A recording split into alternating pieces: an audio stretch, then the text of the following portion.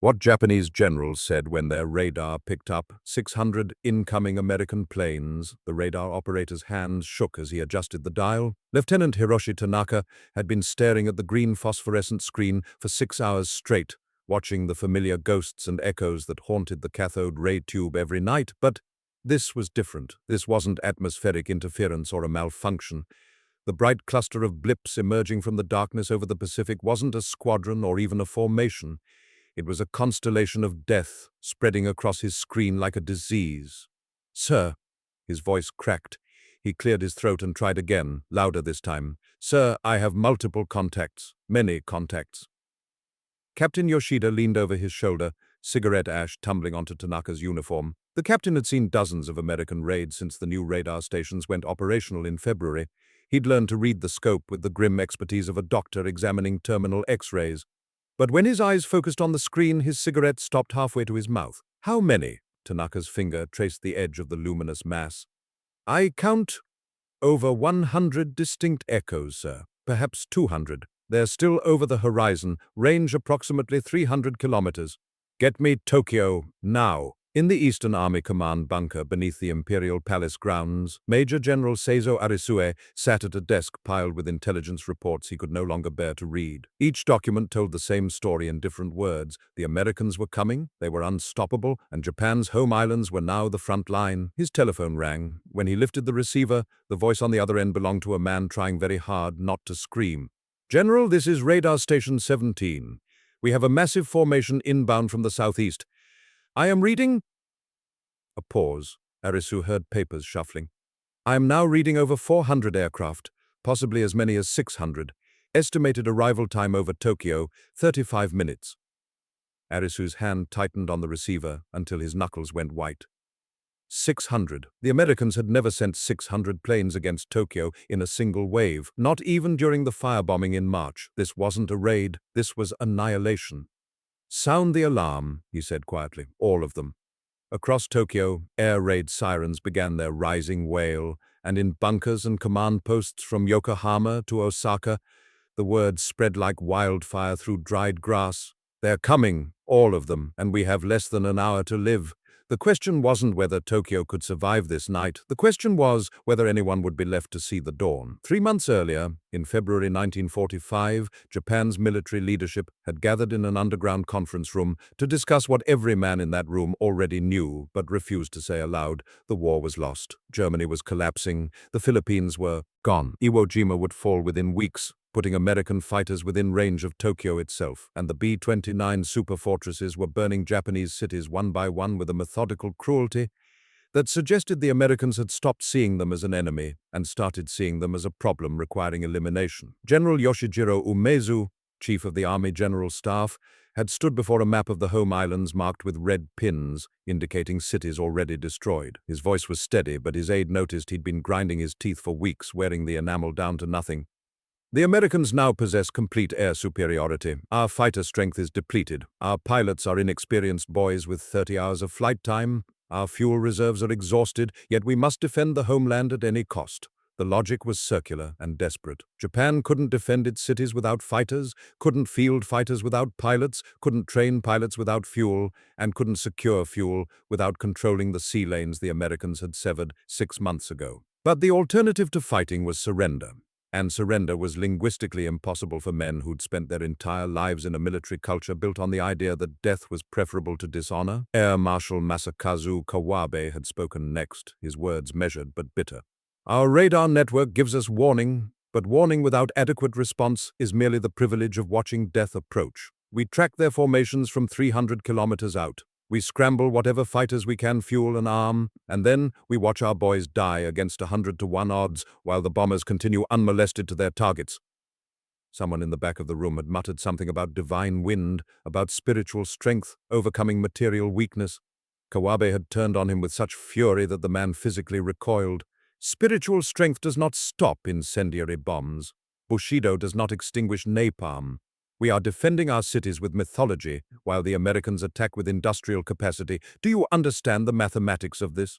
But the Emperor had not yet spoken the words that would allow surrender, and so the mathematics didn't matter. The defenders would defend, the bombers would bomb, and between those two certainties lay the bodies of everyone who couldn't reach a shelter in time. Now it was May, and the mathematics had become even worse. At Radar Station 17, Lieutenant Tanaka watched the blob of light on his screen resolve into individual points as the formation drew closer. The Americans were flying in a widespread pattern, multiple altitudes, staggered timing.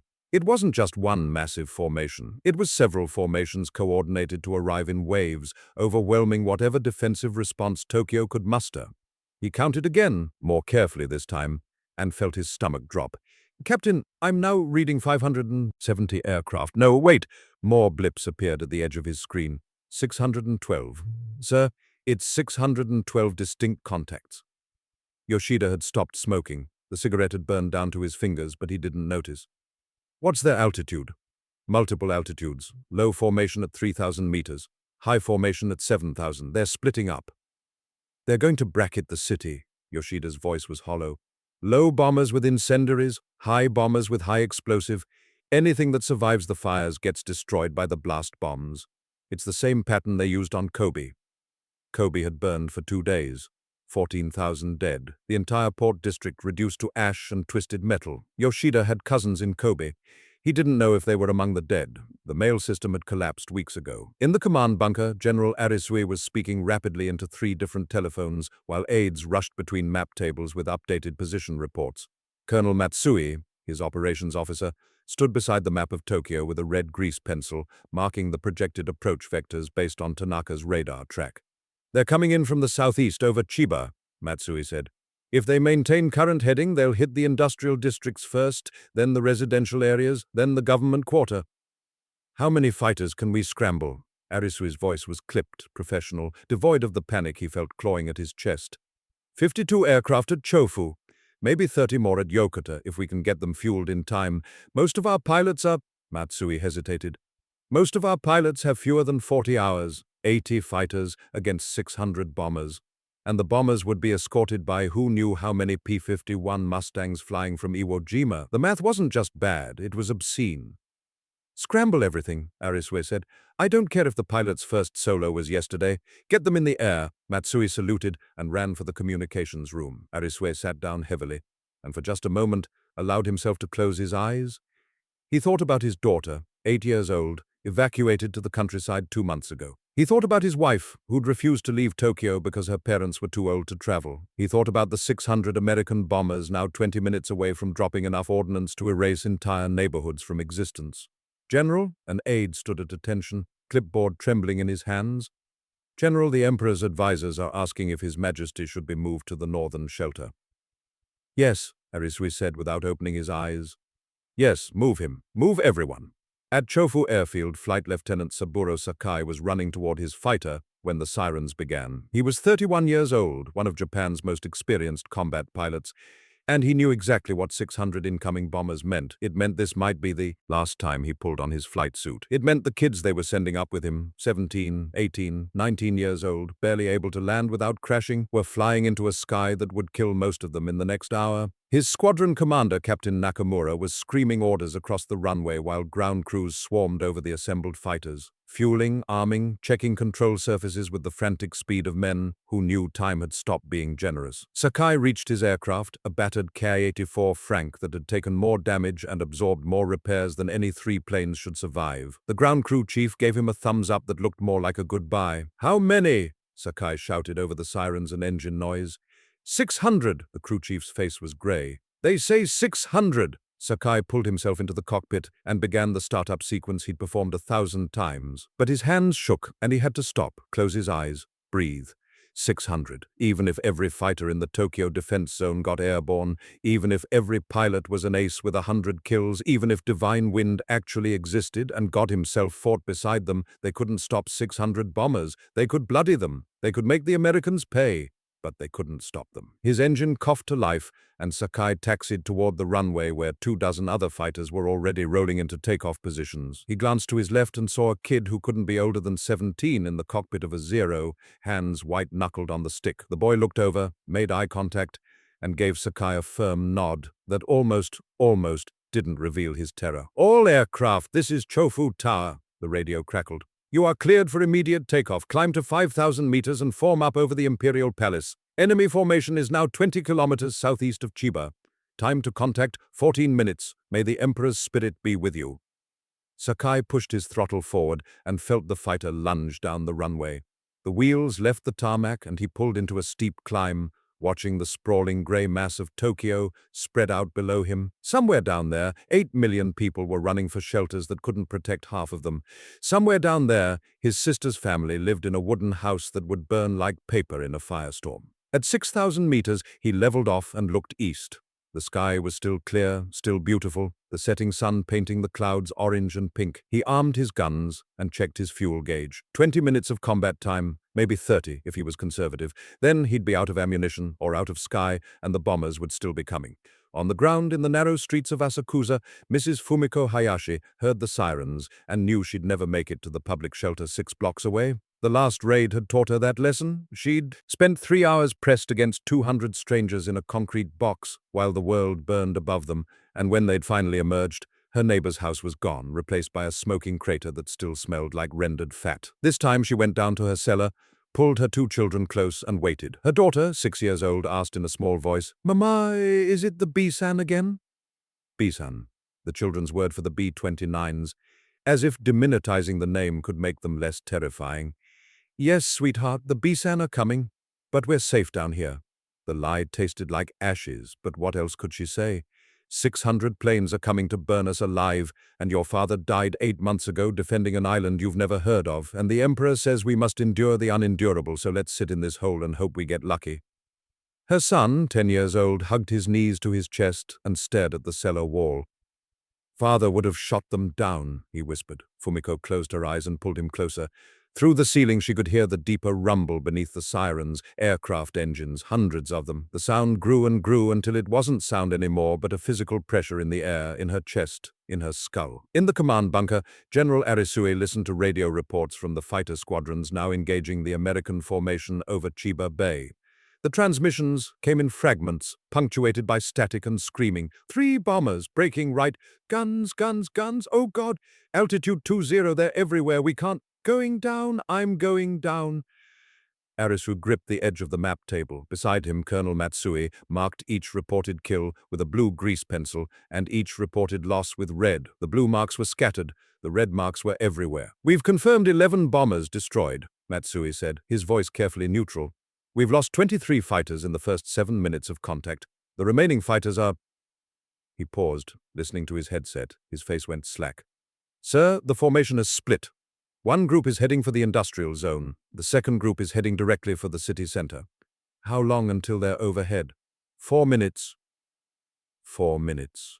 240 seconds. Arisui thought about his wife, about his daughter in the countryside, about the 8 million people in Tokyo who'd done nothing except be born Japanese in a country that had decided to wage war on the most industrialized nation in human history. "Tell our fighters to focus on the group heading for the residential areas," he said quietly. "If we can't stop them all, at least we can try to save some of the—" The first explosions cut off his words. The bunker shook, dust raining from the ceiling.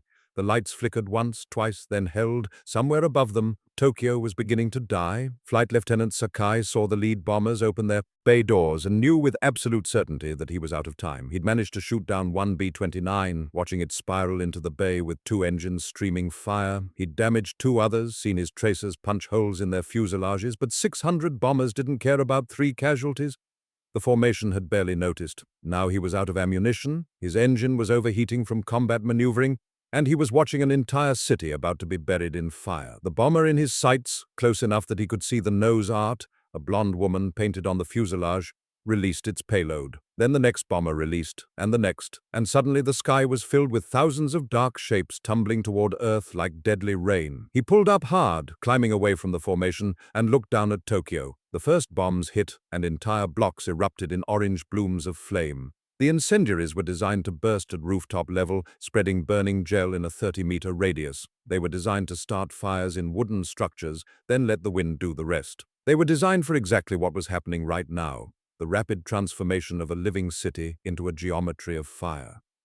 "This is Gold Leader," he said into his radio, his voice steady despite the rage and grief tearing through his chest. "I'm Winchester. Returning to base. All aircraft break off and return to base. We've done all we can.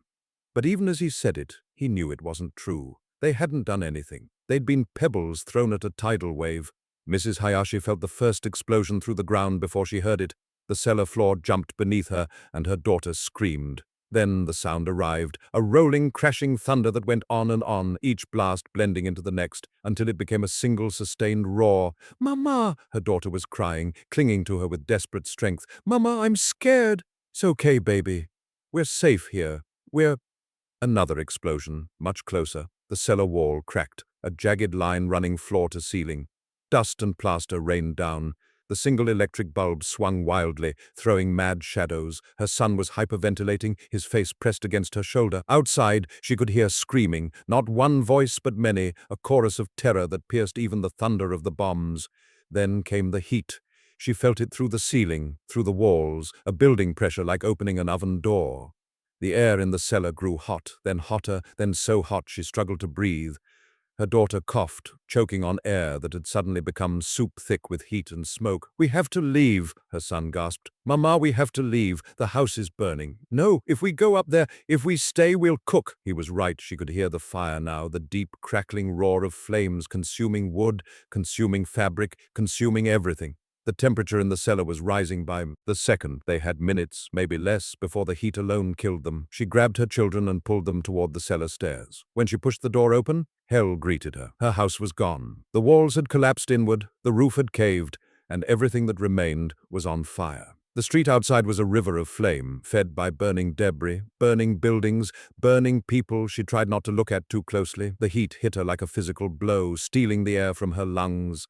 She pulled her children close and ran, no destination in mind, just away. Anywhere away from the inferno consuming the neighborhood she'd lived in for 12 years. Other survivors stumbled through the smoke, ghost-like figures with burned clothing and scorched skin. An old man fell 10 meters ahead of her, and the flames swallowed him before anyone could react. A woman ran past carrying a bundle she realized too late was a child's body. The firestorm had created its own weather, winds howling between burning buildings, feeding the flames with hurricane force. She ran toward what she thought was open space, toward a park or plaza, somewhere without fuel for the fire. Her lungs burned. Her children were sobbing, coughing. Behind them, the entire district was a single continuous flame, a firestorm feeding on itself, growing hotter and larger with every passing second. They reached Sumida River and found thousands of people already there, some in the water, some collapsed on the banks, all trying to escape the heat that was cooking the city alive. She waded in with her children, the cold water a shock against her burned skin, and held them while they watched Tokyo burn. In the command bunker, General Arizue received damage reports that stopped making sense after the first dozen. Entire districts gone, fire spreading faster than people could run, water mains shattered, making firefighting impossible, casualties in the thousands, and climbing, hospitals overwhelmed or burning themselves. "Sir," Colonel Matsui said, his voice hollow. "Sir, we have reports that the second wave is approaching." Arizue looked at him. "Second wave? Radar is tracking another formation. Approximately 200 aircraft. They'll be overhead in 10 minutes. Of course. Of course there was a second wave. The Americans weren't here to raid Tokyo. They were here to erase it. The first wave created the firestorm. The second wave would bomb the survivors trying to escape it. It was systematic, industrial, an application of violence on a scale that transformed war from tragedy into something closer to extermination. "Order all fighters to rearm and—" He stopped. There was no point. The fighters were out of fuel, out of ammunition, or already crashed. The radar stations could track 1,000 more planes, and it wouldn't matter. Tokyo's defense had failed the moment 600 B-29s appeared on Lieutenant Tanaka's scope. "Sir?" Matsui was waiting for orders. Arizue sat down slowly. "Tell civil defense to prioritize evacuation routes. Get people out of the city center. That's all we can do now." Flight Lieutenant Sakai landed at Chofu and found the base in chaos. Ground crews were trying to refuel and rearm fighters, while the western sky glowed orange from the burning city. He climbed out of his cockpit and counted the planes on the flight line. 17. His squadron had launched with 28, 11 pilots dead in less than an hour. Captain Nakamura grabbed his arm, face streaked with soot and sweat. "Sakai, can you fly again? If you can fuel me and give me ammunition, I can fly until I die." "Second wave's coming. We need everyone airborne in 6 minutes." Sakai looked at his battered fighter, at the ground crew frantically working to reload his gun bays. He thought about his sister in Asakusa, about the burning neighborhoods he'd seen from 6,000 meters up, About the absolute futility of sending 18 fighters against 200 fresh bombers. "I'll be ready in 5, he said. The second wave arrived with the same methodical cruelty as the first. By the time they departed 90 minutes later, 47 square kilometers of Tokyo had been reduced to smoldering ash. The death toll would eventually be estimated at 83,000, though accurate counts were impossible in the chaos of burned bodies and vaporized neighborhoods. General Arisue emerged from the bunker at dawn to find a city transformed into a wasteland. Where buildings had stood were now skeletal remains of steel and concrete, everything combustible burned away. The streets were filled with survivors wandering in shock, searching for family members, searching for neighborhoods that no longer existed. The air was thick with smoke and the sickening smell of burned flesh. His aide found him standing at the edge of a crater that had once been a school. "Sir, the casualty reports are coming in. Initial estimates are—" The aide's voice broke. "Sir, it's very bad." "I know," Arisue said quietly. He thought about the moment he'd received that phone call from Lieutenant Tanaka. 600 aircraft, estimated arrival, 35 minutes. 35 minutes of warning. Enough time to sound the alarm, but not enough time to save anyone who couldn't reach shelter. And the shelters had proven nearly useless against a firestorm that hot. "The Americans are calling it a military target," his aide continued, voice bitter. "They say they were bombing our industrial capacity." Arisui looked at the ruins of the school, at the residential neighborhood beyond it that had been home to textile workers and shopkeepers and families. "Of course they are," he said. "That's what victors do. They define military necessity after the fact."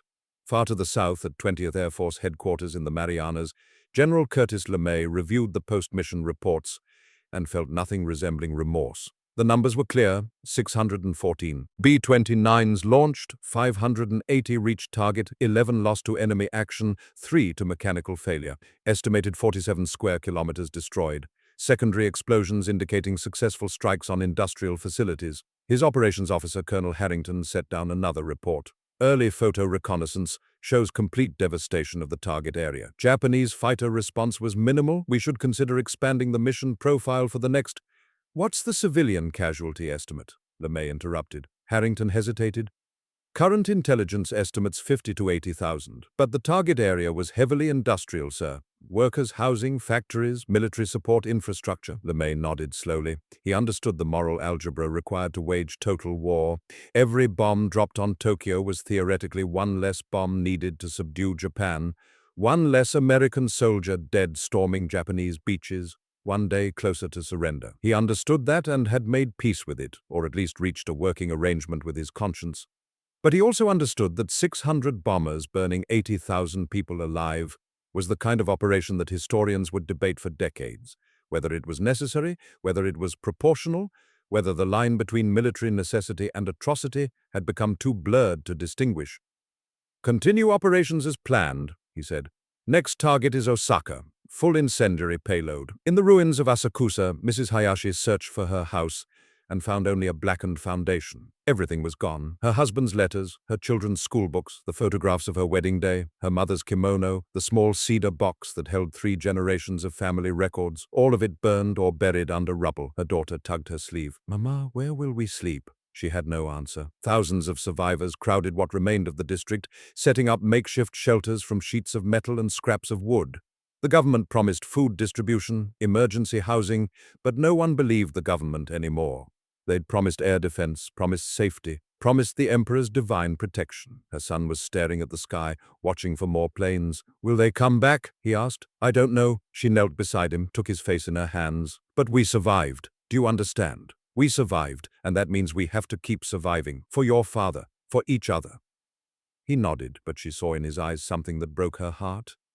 The death of childhood, the belief that adults could protect you, that home was a safe place, that the world operated on comprehensible principles. All of that had burned away with the city. What remained was the hard, brutal knowledge that survival was random and safety was an illusion. Lieutenant Tanaka sat at his radar station and watched the screen with dead eyes. After the raid, he'd been told he'd performed his duty excellently. Early warning had saved thousands of lives, they said. The Emperor himself had been evacuated in time thanks to Tanaka's vigilance, but all Tanaka could think about was that moment when he'd first seen the contacts appear on his scope. 600 aircraft. He'd known immediately what it meant, known that every person in those 600 planes' path had just been handed a death sentence, and all he could do was make a phone call and watch the luminous blips march across his screen toward Tokyo. He'd done his duty. He'd sounded the alarm. And 80,000 people had burned anyway. Captain Yoshida found him during his break, smoking a cigarette in the humid pre-dawn darkness. "You did everything right," Yoshida said quietly. "The blood is on their hands, not yours." "I know," Tanaka lit his own cigarette with shaking hands. "I know that. But sir, what happens next time? When we see 600 contacts again, what do we tell Tokyo? Run because we can't stop them? Hide because we can't protect you? Pray because strategy has failed and we're reduced to hoping divine wind is more than mythology?" Yoshida had no answer. The radar would keep scanning. The Americans would keep coming, and all they could do was watch the screen and make their phone calls and count the dead afterward. The truth they couldn't speak, was that the radar station had become nothing more than an early warning system for an apocalypse they were powerless to prevent. Flight Lieutenant Sakai survived the second sortie and landed with his fuel tanks registering empty. He'd shot down 2 more bombers, damaged 3 others, and watched 5 of his squadron mates die. The kid in the Zero who'd given him that firm nod before takeoff had collided with a P-51 over Chiba Bay. Neither pilot survived. That night, Sakai sat in the officers' barracks and wrote a letter to his wife he knew would never be delivered. The mail system was gone. Most roads were impassable. Half the country was starving. But writing helped him process what he'd seen: the burning city, the helpless civilians, the mathematical certainty of defeat. "We fought with everything we had," he wrote. "We flew into formations that outnumbered us 20-1. We died gladly for the Emperor, and none of it mattered. The Americans have so many planes they can lose 100 in a single raid and still accomplish their mission. We have so few that losing 10 cripples our entire defense. This is not warfare. This is industrial extermination applied with bureaucratic efficiency." He stopped writing and stared at the paper. The words were seditious. They suggested the unspeakable, that Japan had been wrong to start this war, wrong to think spirit could overcome steel, wrong to believe in divine protection. Writing them was technically treason. Believing them meant accepting that every pilot he'd watched die had died for nothing. He burned the letter and tried to sleep while Tokyo smoldered 20 kilometers away. General Arisue spent the next week coordinating relief efforts that never caught up with the scale of need. Each day brought new casualty counts. Each night brought new nightmares. He requisitioned food that didn't exist, medical supplies that were gone, housing for tens of thousands of survivors who had nothing but the clothes they'd worn while fleeing. And each day he received intelligence reports showing more American bombers staging in the Marianas, more incendiaries being loaded, more Japanese cities being added to the target list. Osaka next, then Nagoya, then Kobe again. The Americans were working their way through Japan's urban centers with the systematic thoroughness of men who'd calculated exactly how much fire was needed to break an entire nation's will. In quiet moments, Arisue found himself wondering what the generals who started this war had imagined victory would look like. Pearl Harbor had been a stunning tactical success. The conquest of Southeast Asia had exceeded the most optimistic projections. For 6 months, Japan had been ascendant, victorious, the new imperial power. And then came Midway and Guadalcanal and the slow, grinding, inexorable American counteroffensive powered by industrial capacity so vast it defied Japanese comprehension. They'd tried to defeat a nation that produced more steel in a month than Japan produced in a year. And now that nation was burning Japanese cities with assembly line efficiency. His aide found him standing at the window overlooking the ruined city. "Sir, the Emperor's advisors are requesting a briefing on air defense capacity." "What air defense capacity?" Arisue's laugh was bitter. "We can track their approach. We can scramble whatever fighters still have fuel, and we can watch them burn our cities. That's our air defense capacity. That's what 4 years of war has left us." The aide said nothing. What was there to say? 2 weeks after the raid, Mrs. Hayashi and her children were still living in a refugee shelter set up in what remained of a temple. They received 1 rice ball per day, shared a single blanket, and waited for news of resettlement that never came. At night, her daughter had nightmares about fire. During the day, her son stood guard, watching the sky for planes that sometimes came and sometimes didn't. The randomness of their appearances more terrifying than any schedule. She tried to make it normal, tried to create routines, tell stories, maintain the fiction that childhood could continue in the ruins of civilization. But her children weren't fooled. They'd seen the world end, had watched their city burn while adults ran screaming. And they understood with perfect child logic that the adults had lied about everything. On the 15th day, a government official appeared with a list of names. "Hayashi family," he called out. 2 adults, 2 children. "Yes." Fumiko stood, pulling her children close. "That's us."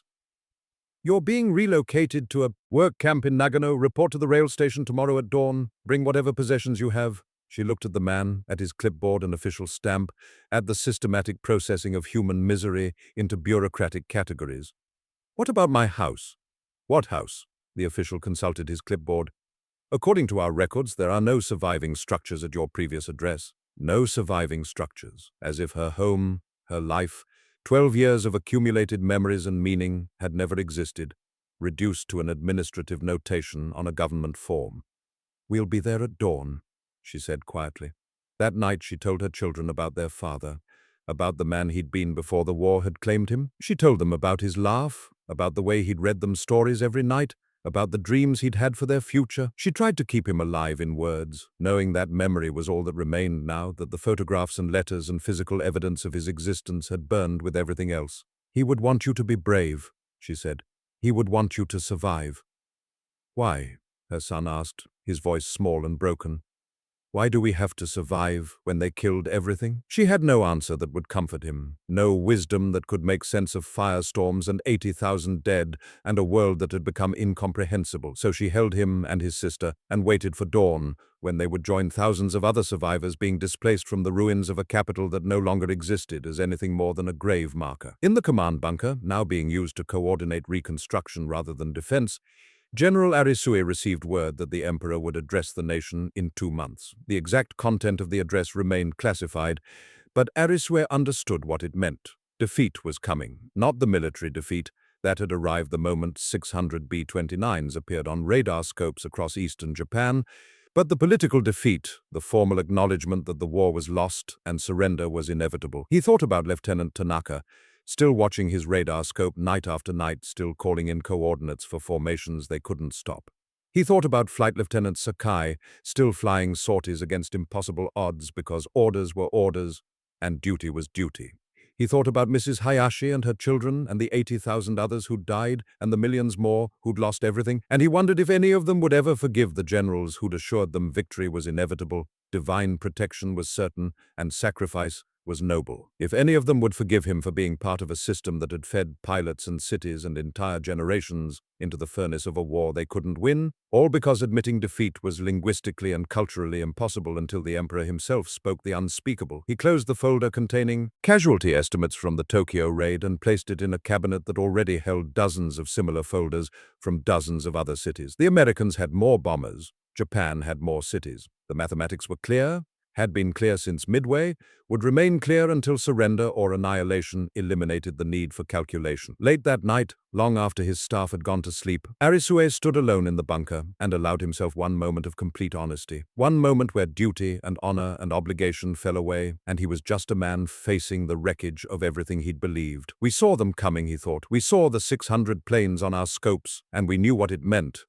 And we were powerless. Not because we lacked courage, not because we lacked will, but because we'd entered a form of warfare where courage and will no longer mattered, where industrial capacity and technological superiority had transformed battle into systematic destruction, where the only strategy left was to endure until the enemy decided we'd suffered enough." That's what they said when they saw 600 planes on the radar. They said nothing, because there was nothing left to say. He turned off the lights and left the bunker, emerging into the pre-dawn darkness over a city that still smelled of smoke and death. Above him the stars were clear, and for just a moment he allowed himself to imagine they were beautiful. Then he walked back toward headquarters, toward another day of coordinating a defense that no longer defended anything, and tried not to think about the next 600 planes he knew were coming.